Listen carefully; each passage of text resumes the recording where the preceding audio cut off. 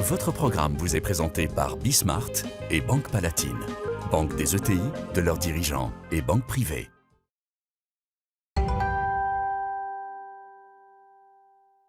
On repart les amis, on repart donc avec Via Voice.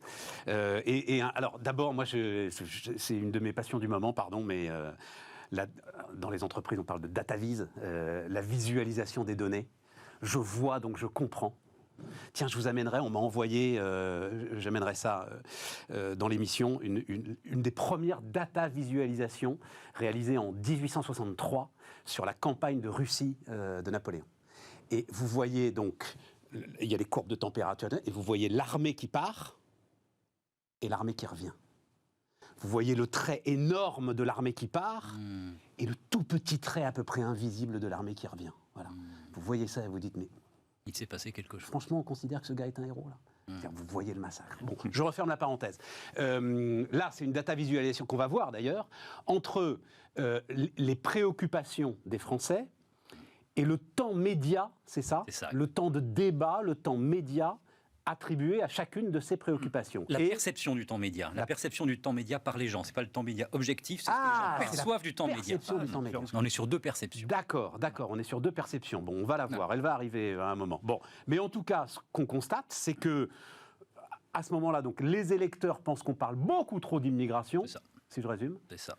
Et pas assez d'éducation. Exactement. Voilà. Exactement. Ben voilà, vous avez tout dit. mais non, mais parce qu'on n'arrive pas à l'afficher. Non, mais oui. Il faut bien que ce qui est très intéressant. Alors, pour commencer par l'immigration, on a près de la moitié des Français, 47%, qui disent la question de l'immigration est omniprésente dans le débat en vue de la présidentielle, mais on n'a que 30% des gens qui se disent préoccupés par cette question de l'immigration. Donc on a 20 points d'écart. Alors c'est déjà énorme.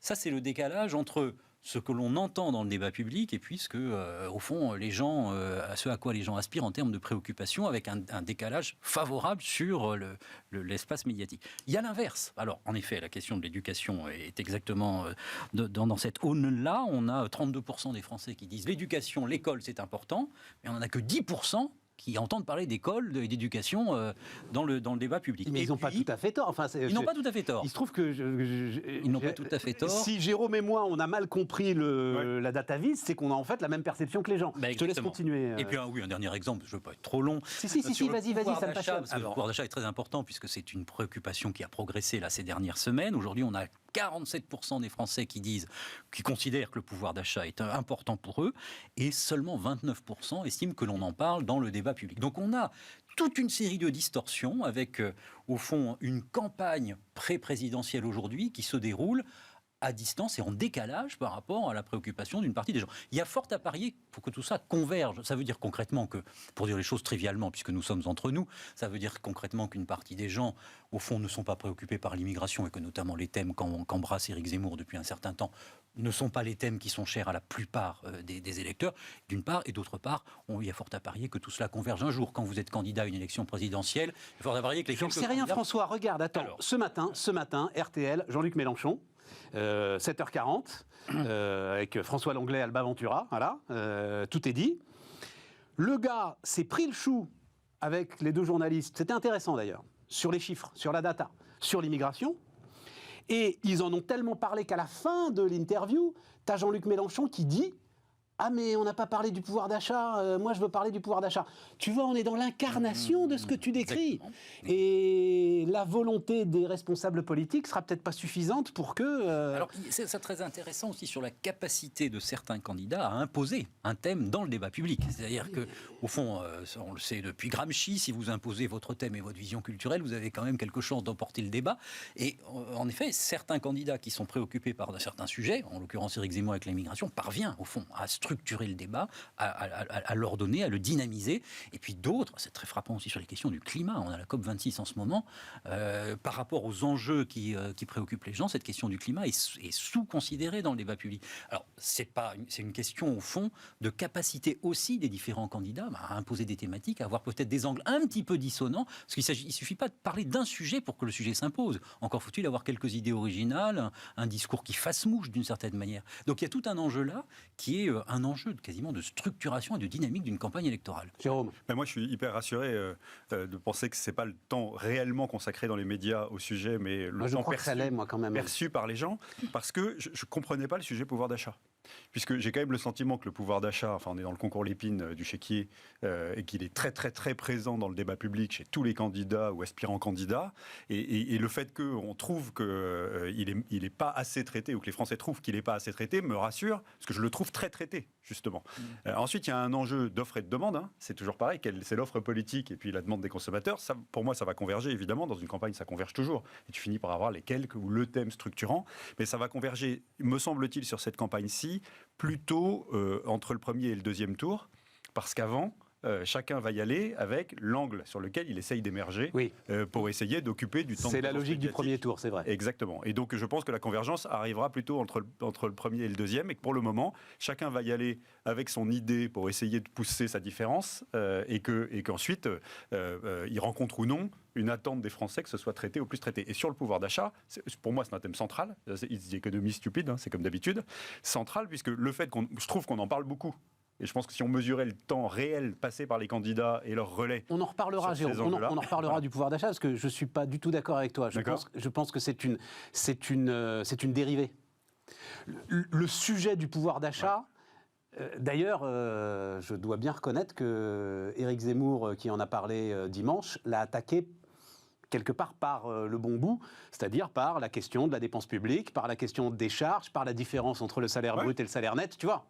D'accord, mais tous les candidats en parlent. Les candidats en parlent. T'as ceux qui sont pour l'épine du net, de l'augmentation du net, ils se trompent dans leurs calculs avec le SMIC et le SMIC réel. Bref, on nage, on patauge, c'est vraiment amusant de les voir patauger. Mais le fait que, je trouve qu'on en parle quand même beaucoup, c'est très présent chez les candidats, tous, hein, de gauche comme de droite, et que les gens perçoivent qu'on ne le traite pas assez, montre combien c'est un sujet essentiel pour cette Isabelle, campagne. Qui a fait des campagnes électorales Moi, ce qui pour nous, citoyens, et pour Cédric Villani à la mairie de Paris, c'est ça, hein. Absolument.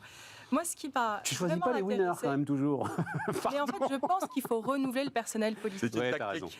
Et je pense qu'aujourd'hui, et c'est ce qui est aussi montré par ce sondage, il y a une faillite clairement des partis politiques. Et il y a une faillite à deux niveaux. Le premier, les idées. Parce qu'aujourd'hui, les idées qui apparaissent comme étant celles qui sont le plus traitées sont les idées d'Éric Zemmour. Vous reprenez les différents sujets, c'est la personne aujourd'hui qui en fait occupe l'univers médiatique. Et donc ce sont ses propres idées qui apparaissent pour tous les citoyens comme les idées les plus discutées. Donc il marque le ton, il émerge, il est hors parti politique. Et il fait tout ça parce que cette élection présidentielle, constitutionnellement, qui a été pensée quand même par le général de Gaulle en 62, a mis quelques garde-fous pour éviter justement qu'il y ait des troublions qui tout d'un coup se présentent à la présidentielle. C'est quoi ? C'est la loi de financement des partis, c'est le temps de parole à la télévision. Et donc, ce monsieur... Les 500 signatures. Les 500 signatures. Et les 500 signatures qui sont une vraie barrière à l'entrée. Et donc, effectivement, aujourd'hui, vous avez Éric Zemmour qui joue sur une notoriété qu'il a acquis, parce que c'est aussi très important. Quand vous êtes dans la rue, il faut que les gens vous reconnaissent. Quand Dominique Strauss-Kahn est rentré en campagne, je me souviens qu'un de ses collaborateurs m'avait dit la difficulté qu'on a avec Dominique Strauss-Kahn, c'est que les gens sur le marché connaissent Anne Sinclair, mais ne connaissent pas Dominique Strauss-Kahn. Là, pour le coup... Donc là, notoriété. En termes de notoriété, je pense que c'est gagné pour Strauss-Kahn. Et accès aux médias. Donc effectivement, aujourd'hui, vous avez une pré-campagne présidentielle qui est menée sur des sujets principalement portés par une personne. Et en face, vous n'avez aucun parti politique qui prend le relais. Vous allez sur le site du PS, il n'y a pas de programme. Il y a le calendrier et des différentes conférences, etc. Il n'y a pas de programme. Vous allez sur le site de LR. Vous avez encapsulé les différents ténors dans des moments clés, médiatisé les petites phrases. Et vous avez dans un petit onglet « Notre projet » où vous avez vraiment 2 constats, 3 solutions. Ouais. Mais c'est pas correct. Donc aujourd'hui, les partis politiques ne sont plus capables de réfléchir de manière programmatique, de donner une vision, et ne sont plus capables de renouveler le personnel politique. Et ça, c'est vrai depuis que je me suis engagée avec Denis Baird. Alors, juste rapidement, mais quand tu fais campagne à Paris, par exemple, le choix des thèmes C'est-à-dire, tu bats les marchés, tu vas faire toc-toc à la porte. Le problème de Paris particulièrement, c'est que les gens que tu rencontres sur les marchés sont pas souvent des électeurs. Pas des électeurs. Voilà, c'est ça. Donc c'est très compliqué. Mais enfin, comment est-ce que tu choisis les thèmes à un moment? Tu fais des sondages, toi en plus qui est professionnel de la data, comment est-ce que ça émerge? Regardez ce qu'a fait Macron quand il s'est lancé dans les présidentielles. Il a d'abord effectivement mené des enquêtes pour essayer de comprendre quelles étaient les préoccupations. Et ce qui a émergé à l'époque, c'était l'Europe et les femmes. Aucun parti politique ne traitait ce sujet. Ou l'Europe, c'était pour taper sur l'Europe, parce qu'il y avait trop d'Europe, ou une Europe pas suffisamment efficace. Et les femmes, quoi les femmes? Le droit des femmes et les femmes battues. Il s'est rendu compte dans les sondages qu'il avait fait à l'époque que c'était un sujet. Et tout d'un coup, il s'est mis à parler du droit des femmes. C'est pas là-dessus qu'il a fait sa campagne, Isabelle. Il fait sa campagne sur... La dernière campagne, ça a été vraiment un sujet qui était très différent des restes des partis politiques qui étaient toujours sur les mêmes rengaines. Donc en fait, tout ça pour démontrer qu'aujourd'hui, les personnes qui sont susceptibles d'apporter au débat des sujets différents sont des personnes qui n'émanent pas de partis politiques. Alors après, on est d'accord, on n'est pas d'accord. Moi, je trouve que c'est très dangereux en réalité, même si j'essaie de renouveler le personnel. Quand vous vous présentez dans un parti politique en disant « je viens pour aider », on vous regarde de haut et on vous dit « mais madame, vous n'avez pas à 25 ans collé des affiches, donc il n'y a aucune raison que maintenant, à votre âge, vous ayez un poste de responsabilité dans un parti politique ». Et ça, je peux vous dire que pour moi, c'est un constat d'échec. Le monde est en train de se transformer. On l'a vu tout à l'heure, il y a des usages, des ruptures absolument fortes. Les partis politiques sont toujours les mêmes. Christian Jacob, sa première élection, c'était en 72. C'est vrai. Et même Valérie Pécresse, qui est plus jeune, on a l'impression qu'elle est très vieille. Et donc, je trouve que cette étude qui est vraiment intéressante est en réalité le reflet d'un dysfonctionnement des partis politiques. François ? Oui, c'est même... Alors cette étude est une étude Via Voice pour Generali, pour que les choses soient claires, parce que c'est grâce à eux que cette étude a existé. Non, c'est même un dysfonctionnement démocratique, on pourrait dire. Parce que ce qui est très intéressant, non pas uniquement sur cette élection, mais en comparant élection après élection, c'est que les préoccupations et les aspirations progressent campagne après campagne. C'est-à-dire que là, on est sur les principaux sujets dont on parle. Donc on a l'insécurité, on a la santé, le climat, l'éducation, l'insécurité, j'ai dit, le pouvoir d'achat, l'immigration. On est sur des scores de préoccupation plus élevés qu'on ne l'était en 2016, un an avant. Donc c'est-à-dire que les élections se succèdent et que les problèmes demeurent, sont de plus en plus nombreux. C'est-à-dire là, on n'a pas un problème, on a une pluralité de problèmes. Et on a de plus en plus de gens qui disent « mais ça, c'est le problème fondamental ». Sans parler de la dette, etc. etc. Et donc, vous avez au fond un sentiment d'une démocratie qui ne parvient pas à avoir prise sur tout ça. Et au fond, on a des gens qui disent et moi, mon problème n'est toujours pas résolu. Alors, ceux qui sont les tenants du climat vont dire le climat n'est toujours pas résolu. Ceux qui sont préoccupés par la dette vont dire la dette n'est toujours pas résolue. Ceux qui voient de l'insécurité partout vont dire l'immigration, etc. etc. Le salaire des enseignants, etc. Tout le monde va dire mon problème n'est pas résolu. Et ça augmente année après. Donc, je pense qu'il y a aussi, ça nourrit aussi à la fois des éléments de désaffection, d'abstention, ça nourrit aussi des votes populistes parce que les gens disent il y en a marre, rien n'avance. Mais c'est très frappant de voir qu'au fond, on a non seulement une pluralité d'enjeux, mais aussi des enjeux qui deviennent au fond des urgences, qui deviennent des impatiences. Chacun dit oui, mon sujet devient prioritaire. Et donc ça hystérise et ça devient conflictuel. Moi, j'ai trouvé passionnant qu'émergent des sujets comme le grand âge. Avec le vieillissement de la population, c'est une évidence qu'un parti devrait prendre vraiment à bras-le-corps, parce que c'est juste comme ça que notre société évolue. Sur l'environnement, sur mon environnement de proximité. C'est-à-dire qu'on sent qu'il y a une attente qui émerge, qui est comment est-ce que ça se passe autour de là où j'habite, localement, la maîtrise de l'environnement, plutôt que les grands enjeux climatiques avec le prix de la tonne de carbone, donc je suis un peu loin quand je suis un citoyen. Et en fait, ça accroît progressivement le décalage entre le fonctionnement des partis. Alors c'est la philosophe Simone Veil. Oui, mais enfin, Jérôme, le sujet, c'est pas ton environnement de proximité. Si moi, alors parce que c'est ça une question que j'ai envie de vous poser, c'est la faute à qui, mais si moi, journaliste, je fais bien mon métier, je vais parler de la tonne de carbone, c'est le seul sujet. Mais non, mais t'as bien raison, Stéphane, mais qui, dans les partis politiques, va prendre le sujet pour parler aux gens en leur disant tu as un sujet sur ton environnement de proximité et ce que je vais faire, c'est que c'est lié avec la big picture, et etc. Donc ça, cet enjeu-là. Et en fait, ça nous ramène à quelqu'un que j'aime beaucoup lire, qui est la philosophe Simone Veil, hein, pas confondre la philosophe, qui disait des partis politiques qu'en fait, une fois qu'ils avaient été créés, leur unique préoccupation ou principale préoccupation était leur survie. Ouais. Et non plus de changer la vie des gens. Voilà. Et on est en plein dedans. Tiens, non, juste parce qu'après, on va encore oublier. Et en fait, quand tu disais il n'y a pas de programme sur le PS, c'est un de mes... On va mettre la une du Figaro de ce matin, là, qui s'interroge sur la crise de recrutement à l'éducation nationale. Et donc, il s'interroge, ok, pourquoi pas. Et Anne Hidalgo, donc, son histoire de doubler le salaire des profs, si tu veux, elle a flingué, en fait, sa propre idée. C'est-à-dire, moi, je pense qu'elle a une idée révolutionnaire au sens propre, c'est une pépite. Simplement, comme, sans doute, il n'y a eu aucun travail fait, en fait, sur l'application concrète, qu'est-ce que ça veut dire, comment tu fais, alors c'est balayé d'un revers de main par la terre entière. Donc, juste, je veux vous redonner les chiffres, quand même, parce que moi, je les ai, les chiffres, hein.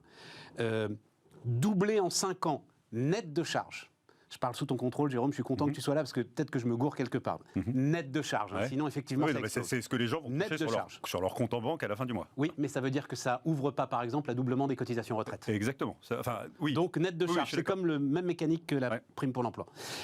358 000 professeurs des écoles dans le primaire à 2 174 € de salaire moyen.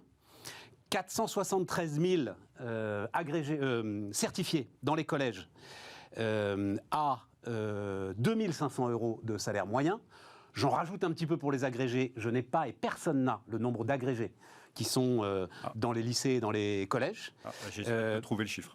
Je veux bien. J'ai un insider à l'éducation nationale en ce moment. Et je veux bien. Bref, tu arrives à 25 milliards d'euros. Ceux qui sont en face des élèves effectivement en classe. On est d'accord. 25 milliards d'euros sur 5 ans, 5 milliards d'euros par an.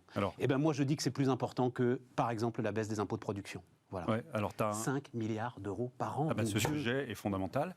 Et en fait, c'est rien. Alors, tu as quand même un sujet dans tes chiffres-là de halo de tous ceux qui devraient être en face des élèves et qui ne sont pas effectivement en face des élèves. C'est pour ça que le chiffre que je te donne, c'est ceux qui sont en face. Parce que donc, ça, l'éducation nationale le sait à chaque rentrée scolaire, combien il y a de classes et combien il y a de profs en face des élèves. Très bien. Voilà. Et c'est un enjeu qui est fondamental et il est, je dirais, aussi important que celui des impôts de production. Je remets ma casquette. Mais non, parce que tu comprends si tu choisis plus.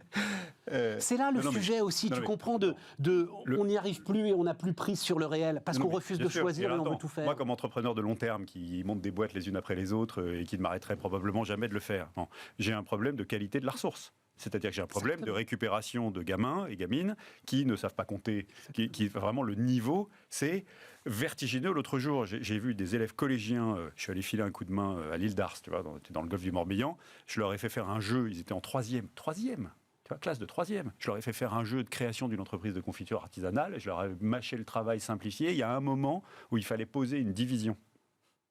J'avais 3 groupes de 5 élèves, aucun ne m'a fait, ils n'avaient pas de machine, aucun n'a été capable de me poser l'émission et ce n'était pas une division à chiffres. Etc. Donc tu es d'accord avec moi? Mais je suis absolument d'accord, c'est fondamental. Et toute réforme commence par de meilleurs salaires pour les profs. Attends, il y a 2 trucs à faire en France pour sauver le pays, c'est la dépense publique et l'éducation nationale. Et je préférerais qu'on mette l'éducation nationale avant la dépense publique, c'est de l'argent qui sera bien dépensé. Quoi. Voilà. Il y a un chiffre qu'il faudra regarder. C'est le montant global investi dans l'éducation nationale. Le budget de l'éducation nationale, c'est 53 milliards. Voilà. Je crois, mais il faut vérifier, que c'est à peu près l'équivalent de celui investi en Allemagne. Sauf que les professeurs sont bien mieux payés. Le double. Voilà. Donc en fait, la France meurt de son administration. Oui, mais Isabelle, attends, je me permets de te répondre, parce que le sujet, j'y ai réfléchi à ça. Si tu dis ça, ça veut dire que, et ça aussi à chaque fois c'est un de nos problèmes, tu ne comprends les choses qu'avec une réforme globale. Et cette réforme globale, en fait, elle est infaisable. Si tu doubles le salaire des profs, tout de suite tu crées un effet de souffle qui change tout. Je suis d'accord, mais il faut expliquer aux Français que ce n'est pas la seule chose qu'il faut faire. Pour rebondir et reboucler avec ce que vous disiez tout à l'heure sur Madame Hidalgo, tout d'un coup elle a dit il faut doubler le salaire des profs. Elle ne l'a pas mis en perspective de quoi que ce soit. De rien. Elle aurait expliqué que c'est le niveau moyen proche de l'Allemagne. européen, qu'il fallait juste réaugmenter pour que la France soit de nouveau dans la moyenne des pays européens. Qu'il y avait toute cette partie administrative qu'il fallait revoir. Et donc, tout d'un coup, vous donnez une vision, vous expliquez. Et là, ça donne du sens. Et c'est ça qui est important. Et on reprend Isabelle, si tu fais ce que tu dis, tu reprends la phrase d'Allègre, dégraisser le mammouth. Si tu fais ça, tu bloques tout. Rien ne se fait. Si tu fais un geste positif, ouvert, sans condition, doubler le salaire des profs, je suis sûr que tu crées quelque chose. Donc il faut doubler le salaire des profs, expliquer comment. Et puis attends un peu, voir ce que ça donne. Voilà. Mais je pense que la France souffre de toute cette partie-là. C'est comme l'hôpital. Oui. Vous avez les gens qui sont au front, qui ne sont pas suffisamment payés, et vous avez toute une partie de l'organisation qui prend énormément de valeur, sans forcément être efficace. Attends, je voudrais savoir si François est d'accord avec moi pour doubler le salaire des profs. Non, alors c'est très intéressant. Moi, je suis... Oui, alors... Le triplé, voilà, c'est ça, oui, surenchère. Non, mais en effet, on voit par rapport aux autres pays européens qu'il y a un décalage, donc il y a un sujet à prendre en compte. Ensuite, moi, je rejoins ce que vous disiez là sur la question, au fond, de la performance du système. C'est-à-dire, moi, il me semble aussi important de travailler sur la manière dont les élèves sont formés que sur la rémunération des enseignants. Je ne sais pas si, même si on double la rémunération des enseignants, n'y a-t-il pas quelques efforts à faire pour que les élèves qui sortent notamment du collège, il y a un point très sensible sur la question du collège, au fond puissent être dotés d'un bagage un petit peu plus utile et solide pour affronter la vie d'après. Ça va se faire de soi-même. Je finis juste là-dessus, parce que le truc, en fait, qu'est-ce qui se passe là ? Qu'est-ce que tu attires comme profil avec 2000 balles par mois et de salaire moyen? Qu'est-ce que tu attires comme profil ? Tu attires des gens, professeurs des écoles, bac plus 5. Tu attires des gens qui disent ok, je ne serai pas bien payé, mais au moins j'aurai les vacances. C'est normal finalement que ces agences économiques aient ce comportement rationnel face à ce salaire. C'est l'Union soviétique. Vous ferez semblant de nous payer, on fera semblant de travailler. C'est normal. Si tu changes la donne, tu modifies totalement le profil de ceux que tu vas... tu ne crois pas, Non, mais là où François a fondamentalement raison, on a un chiffre, je crois qu'il est juste, qui est que on manque tellement de candidats pour être professeur qu'on les prend à 5 de moyenne au CAPES. Quand on les intègre. Bien sûr. Donc si cette donnée que j'ai entendue est vraie, mais bien sûr. C'est évidemment tragique sur ce que ça dit du niveau général du corps enseignant.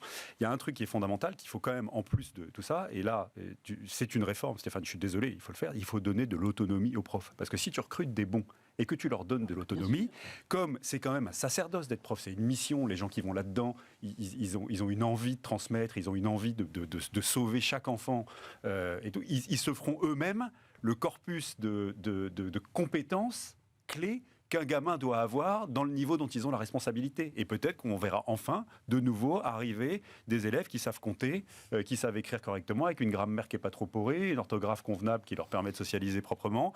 Tous ces enjeux, dont tous les classements internationaux nous disent qu'on a quand même dégradé le niveau de façon considérable ces dernières années.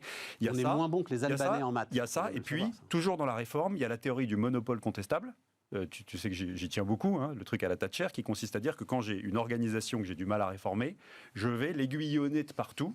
Et ce qu'on a fait récemment sur fermer ou maltraiter les écoles hors contrat me semble extrêmement dommageable de ce point de vue-là.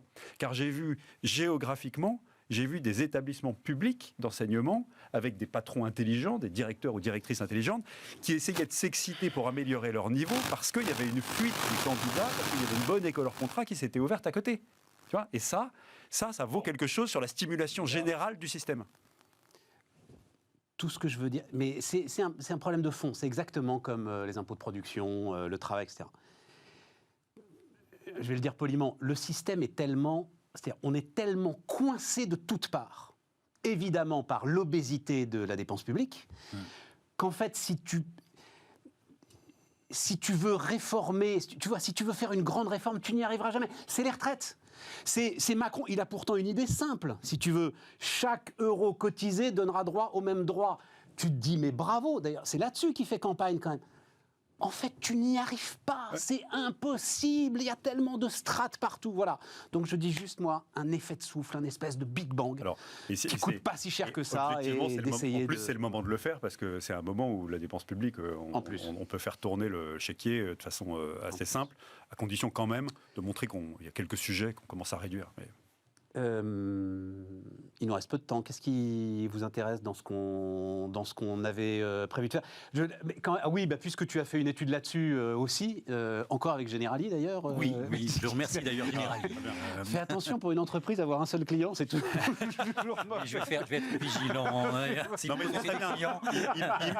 Generali me lance demain un contrat d'assurance vie spécifique. Je les aime beaucoup en ce moment. Et ils ont été aussi clients de Bismart à nos tout débuts, donc on les en remercie. Voilà. Un mot sur la COP26, mais on aura l'occasion d'y revenir de toute façon. Oui. Les entreprises face à la COP26. Oui, ce qui est surprenant et même inattendu, c'est le fait que l'élément... Alors d'abord, en effet, on se tourne davantage vers les entreprises que vers l'État, pour les raisons, je pense, qu'on a évoquées tout à l'heure. Et deuxièmement, on attend surtout de l'innovation, c'est-à-dire au fond des entreprises qui soient en mesure de s'adapter, de trouver des solutions nouvelles en matière d'intelligence énergétique, d'avoir en effet la taxation de l'évaluation du prix de la tonne carbone pour pouvoir rationaliser les démarches, peut-être des innovations technologiques aussi dans les années qui viennent. On attend tout ça beaucoup plus que, et la décroissance qui arrive en queue de peloton, et puis deux, l'idée d'une contrainte sur les modes de vie, c'est-à-dire au fond, l'idée d'une emprise sur la vie des gens ou l'idée d'une décroissance sont certes dans l'air, mais enfin on n'a que 10% des gens qui sont... Alors on va dire c'est beaucoup, 10% pour la décroissance, mais enfin c'est pas la solution. L'axe quand même majeur, c'est l'idée selon laquelle, c'est pas anodin, c'est quand même l'idée selon laquelle les entreprises peuvent être véritablement motrices dans des solutions qui puissent à la fois avoir des réponses positives pour la planète et puis en même temps être pertinentes pour leur business model. Et je crois que là, la réflexion entre, on travaille sur ces sujets-là aussi, mais entre les solutions de demain pour le climat et puis les business models des entreprises, il y a quand même un espace. Et bizarrement, si on peut dire, cette fois-ci, en France, on considère que là, il y a un axe de réflexion qui est plutôt porteur. Bonne nouvelle. Je suis absolument d'accord. Et je pense que c'est sous l'impulsion des consommateurs. Alors, il y a l'impulsion des consommateurs. Attends, on va laisser finir. Les consommateurs réclament, et même dans les produits d'épargne, réclament d'investir dans des produits qui se disent verts, responsables, etc. Ah, qui se disent ou qui sont, attention. En tous les cas, ils veulent investir dans ce type de produits. Et puis, dernièrement, ça touche absolument toutes les entreprises. J'étais avec des équipes de Danone, qui m'expliquait comment aujourd'hui, du fait de la livraison, elle luttait contre le vide. Donc qu'est-ce que ça veut dire lutter contre le vide ? C'est d'avoir des paquets qui soient les plus adaptés, les paquets quand vous envoyez, que vous envoyez la livraison par Amazon, ou etc., qui soient le plus adaptés aux produits pour éviter qu'il y ait trop de carton. Donc quand on s'aperçoit que dans toutes les sociétés, et ça c'est je pense un effet Covid, du patron à tout collaborateur, il y a une prise de conscience de comment je peux faire en sorte que le produit sur lequel je travaille soit plus vert. Je vais juste expliquer un truc autour de Danone, parce qu'on a dit beaucoup de mal d'Emmanuel Faber, mais Danone est peut-être la seule entreprise du CAC 40 à avoir aujourd'hui donc un prix interne du carbone. Il faut comprendre comment ça marche. Prix interne du carbone, c'est très intéressant. Tu parlais de la logistique, par exemple. Dans le PNL, en fait, des logisticiens de Danone, il y a un prix interne du carbone qui est autour de 50 € la tonne, je crois. Enfin, il a peut-être évolué depuis. Mais surtout, il commence à publier, même si c'est complètement artificiel, un extra financier avec, dans le résultat net, retranché les émissions carbone de Danone valorisées à 50 ou 60 € la tonne. Ouais. Donc on est là sur effectivement quelque chose de très très concret qui me plaît beaucoup. Et qui va se répandre. En fait, on vit dans une période récente où on a eu la pression réglementaire du haut. Certaines industries avec des quotas gratuits qu'on va ensuite vous réduire pour vous mettre la pression par le haut. D'accord ? Ça va continuer. On va mettre de moins en moins de gratuité dans les quotas et puis on va étendre les secteurs. Et puis il y avait ce que faisaient les boîtes. Étape 1, c'est le truc évident, c'est les éco-gestes. Tu sais, le recyclage, le gobelet en carton. Il faut faire court, Jérôme. Vas-y, on est où ? Moi, ce qui m'intéresse, c'est qu'on voit arriver des gens qui vont transformer la boîte de l'intérieur sur l'étape 2 qui est la transformation du business model. Et je vais te citer... Mais pour ça, il faut un prix interne du carbone. Ouais, alors moi, je vais te citer 4 trucs qui m'ont passionné. Tu as Alumni pour la planète, réseau d'alumni de plusieurs grandes écoles qui se réunissent, qui réfléchissent, et ensuite ils vont irriguer leur boîte en ayant travaillé ensemble. Entrepreneurs pour la planète, ils sont connus, ils ont la classe 40 sur la Transat en ce moment, et ils essayent d'aider les patrons à améliorer leur empreinte sur leur business model, pas seulement sur les petits gestes du quotidien. Tu as les collectifs. C'est extraordinairement intéressant. Collectif de salariés. Voilà, qui se sont montés, ils sont 27, et ils travaillent ensemble, etc. Et puis, j'ai vu arriver un éco-syndicat. T'as Printemps écologique qui va présenter des candidats dans certaines grandes entreprises. Mais les collectifs de salariés, ça va dans le sens de ce que décrivait Isabelle. Je crois que Faber veut justement essayer de fédérer un petit peu ces collectifs de salariés pour faire une forme d'éco-syndicat. Si tu veux, c'est très intéressant. Ces initiatives-là, elles ne visent pas à tuer le business model des boîtes. Bien sûr. C'est pas de la décroissance. Ça m'intéresse beaucoup plus que mes neveux et nièces décroissants. Et je me bats quotidiennement pour leur expliquer que la croissance, c'est l'être. Et puis, c'est pas dans l'idéologie. C'est vraiment dans l'action. Ouais. Bon. Et il y a un vrai potentiel aussi. Y compris d'ailleurs dans l'évaluation de l'élaboration de business model issus des externalités positives. Il y a plein de choses à y inventer. Il y a juste à espérer que ce soit suffisant, quoi, après. Exactement. Voilà. Oui, mais en même temps, c'est pas une raison pour rien faire. Donc nous rendez-vous en 2030. C'est exactement la phrase de Barbara Pompili que j'ai beaucoup aimée, exactement, qui dit arrêtons avec le catastrophisme parce que ça nous amène à ne plus rien faire. Exactement. Merci. Merci beaucoup. Merci Madame, beaucoup. messieurs. Et on se retrouve demain pour un spécial automobile, justement, sur Bismart.